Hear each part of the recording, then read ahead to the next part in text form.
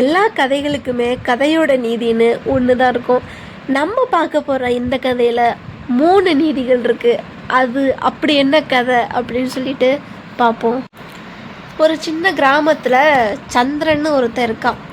அவனோட தொழில் தச்சர் வேலை செய்கிறது தான் அவனுடைய தொழில். அவனோட மனைவி பேர் ஊர்வசி. சந்திரன் ஏழையாக இருந்தாலும் சிறந்த உழைப்பாளி. அவன் அவ்வப்போது அருகில் உள்ள காட்டுக்கு போயிட்டு நல்ல விளைஞ்ச மரங்களை வெட்டிட்டு வருவான். அந்த மரத்தில் டேபிள் சேர்னு நிறைய உருவாக்கி பக்கத்தில் இருக்க ஊர்களுக்கு எடுத்துகிட்டு போயிட்டு விற்றுட்டு வருவான். சந்திரன் மிக எளிமையான மனிதனாக இருந்தாலுமே அவனோட மனைவி ஊர்வசி அவனுக்கு எதிர்மாறாக இருப்பாள். வீட்டு வேலைகளை கூட சரியாக கவனிச்சிக்க மாட்டா. எப்போதுமே ஒரு கண்ணாடி முன்னாடி நின்றுக்கிட்டு தன்னை அலங்கரிச்சுக்கிட்டே இருப்பாள். எல்லோரும் தன்னை அழகின்னு சொல்லணும் அப்படின்ற எண்ணம் கொண்டவள் அவள். ஒரு நாள் வழக்கம் போல் சந்திரன் எப்பவும் போல் காட்டுக்கு மரம் வெட்ட போகிறான். அவனோட உழைப்பை பாராட்டுற விதமாக வன தேவதை அவனோட முன்னாடி வராங்க. மகனே, நீ இத்தனை காலம் உழைத்து பாடுபடுவதை நான் பார்த்துருக்கேன். நான் உனக்கும் உன்னோட மனைவிக்கும் 3 வரம் தரேன். இந்த வரத்தின் மூலம் நீ உன்னோட வாழ்க்கைக்கு தேவையானதை பெற்றுக்கொள்ளலாம். 3 முறை மட்டுமே நீ சொல்வது பலிக்கும் அப்படின்னு சொல்லிட்டு போயிடுறாங்க. வரம் பெற்ற சந்திரனுக்கு மகிழ்ச்சி தாளலை. அவன் அவ்வரங்கள் மூலமாக தன்னோட வாழ்க்கைக்கு தேவையானதை பெற நினைக்கிறான். இருந்தாலும் தன்னோட மனைவியோட ஆலோசனைகளை கேட்கலாம் அப்படின்னு நினச்சிக்கிட்டு நேராக தன்னோட வீட்டுக்கு ஓடுறான்.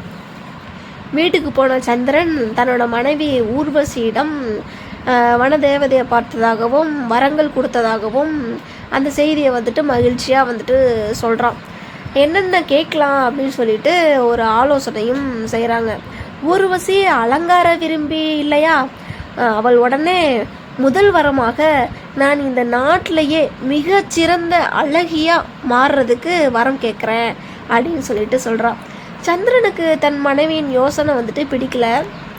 வேணாம் ஊர்வசி, நாம் நம்ம வாழ்நாளுக்கு தேவையான செல்வங்களை கேட்கலாம் அப்படின்னு சொல்லிட்டு சொல்கிறான்.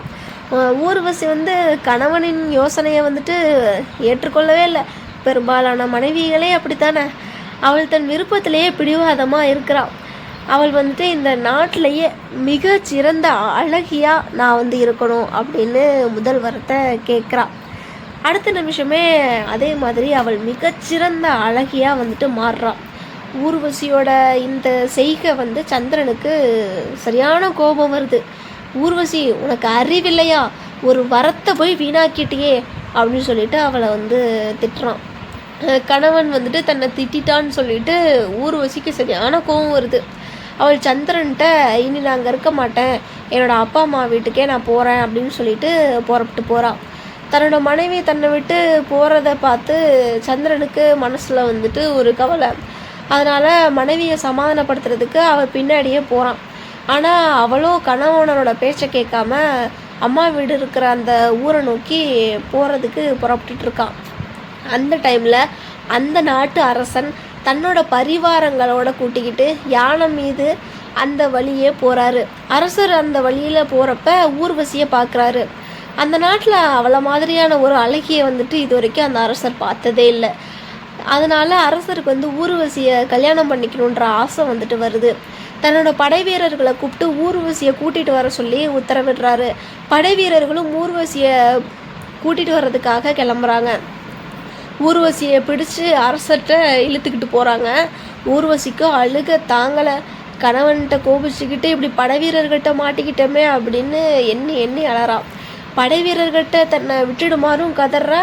ஆனால் அவங்க அதுக்கும் சிறிதும் செவி சாய்க்கல. ஏன்னா அரசன் சொன்ன வாக்கு இல்லையா?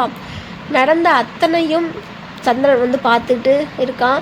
தன்னோட மனைவியை படை வீரர்கள் இழுத்து போகிறத பார்த்துட்டு சந்திரனுக்கு என்ன செய்கிறதுனே புரியல. திடீர்னு அவனோட மனசில் வனதேவதையோட வரம் நினைவுக்கு வருது. படை வீரர்கள்ட்டேருந்து தன்னோட மனைவியை விடுவிக்க ஒரே வழி இதுதான் அப்படின்னு சொல்லிட்டு அவன் நினைக்கிறான். இப்போ என்னோட மனைவி ஒரு குரங்கா மாறணும் அப்படின்னு வனதேவதையை மனசில் நினச்சிக்கிட்டு வேண்டான். அடுத்த நிமிஷமே அவன் ஒரு குரங்கா மாறிடுறா. வனதேவதை தந்த 2வது வரமும் வீணாயிருச்சு. படை வீரர்கள் வந்து குரங்கோட அரசரை நோக்கி போகிறாங்க. படை வீரர்கள் ஒரு குரங்கை இழுத்துக்கிட்டு வர்றதை பார்த்துட்டு அரசருக்கு கடுமையான கோபம் வருது. நான் ஒரு அழகிய இழுத்து வர சொன்னேன், நீங்கள் ஒரு குரங்கை பிடிச்சிட்டு வந்திருக்கிறீங்களா அப்படின்னு சொல்லிட்டு கோபத்தோடு கேட்குறாரு. அப்போ தான் படை வீரர்கள் திரும்பி பார்க்குறாங்க, அவங்க கையில் அகப்பட்டிருக்கிறது குரங்கு அப்படின்னு சொல்லிட்டு. குரங்கை கண்ட அதிர்ச்சியில் அவளோட கையை வந்துட்டு விட்டுறாங்க. இதுதான் நல்ல சமயம்னு சொல்லிட்டு அந்த குரங்கு அங்கேருந்து தப்பிச்சு காட்டுக்குள்ளே ஓடிடுது. நாம் பார்த்த அழகி எப்படியோ தப்பிச்சிருக்கா அப்படின்னு சொல்லிட்டு அரசரும் வந்த வழியே திரும்பி போகிறாரு. சந்திரனுக்கு இப்போ இன்னொரு கவலை, குரங்கா மாதிரி காட்டுக்குள்ளே ஓடின தன்னோட மனைவியை வந்து மீட்கணும் அப்படின்னு சொல்லிட்டு மீண்டும் மனதேவதைய மனசில் நினச்சிக்கிட்டு குரங்காய் மாறிய என் மனைவி மீண்டும் பெண் உருவில் என்னிடம் வந்து சேர வேண்டும் அப்படின்னு சொல்லிட்டு வேண்டிக்கிறான். கொஞ்ச நேரத்திலே காட்டுக்குள்ளே இருந்து சந்திரனோட மனைவி ஊர்வசி நடந்து வரா. மீண்டும் தன்னோட மனைவியை பார்த்த சந்திரன் மனசில் சந்தோஷப்படுறான்.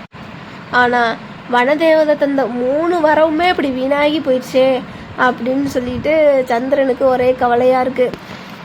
ஊர்வசி வந்து என்னை மன்னிச்சிடுங்க, நீங்கள் சொன்னது மாதிரியே வனதேவதை அளித்த 3 வரங்களையும் நம்ம வாழ்க்கைக்கு தேவையானதவற்றை வந்து நம்ம வந்து பயன்படுத்தியிருக்கலாம், என்னால் இப்படி ஆயிடுச்சு அப்படின்னு சொல்லிட்டு ஃபீல் பண்ணுறான். இந்த கதையோட 3 நீதி இருக்குன்னு சொன்னேன் இல்லையா, அது என்னன்னு பார்ப்போம். First one, திருப்தியின்மை.